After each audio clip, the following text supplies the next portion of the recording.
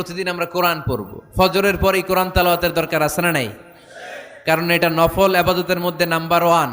তাহলে নফল ইবাদতের 1 নাম্বার লিস্ট হচ্ছে কোরআন তেলাওয়াত। এই কোরআন তেলাওয়াত করে আমরা আল্লাহর কাছে যেতে চাই। লিস্ট নাম্বার 2 তাহাজ্জুদের সালাত। রব্বুল আলামিন বলেন ওমিনাল লাইলি ফাতাহাজ্জাদ বিহি নাফিলাতাল লাকা আসা আন ইয়াবআসাকা মাকামাম মাহমুদা। রাত্রিবেলায় যে ব্যক্তি তাহাজ্জুদের সালাত আদায় করবে তার মর্যাদা বাড়িয়ে দেয় কে? আল্লাহর নৈকট্য পাওয়ার 3 নম্বর নফল ইবাদত হচ্ছে দোয়া করা। কি করা? দোয়া করতে রাজি আছেন তো সবাই? দোয়া কিন্তু অনেক পাওয়ারফুল। আর দোয়া মুখুল ইবাদা, দোয়া হচ্ছে ইবাদতের নির্যাস। যে দোয়া করলো না সে কিচ্ছু করলো না, ঠিক কিনা? যার দোয়া মিস তার সব মিস, ঠিক কিনা? এজন্য নামাজের মধ্যে আমরা দোয়া করি। এখন চিল্লায় পড়ে না আমিন।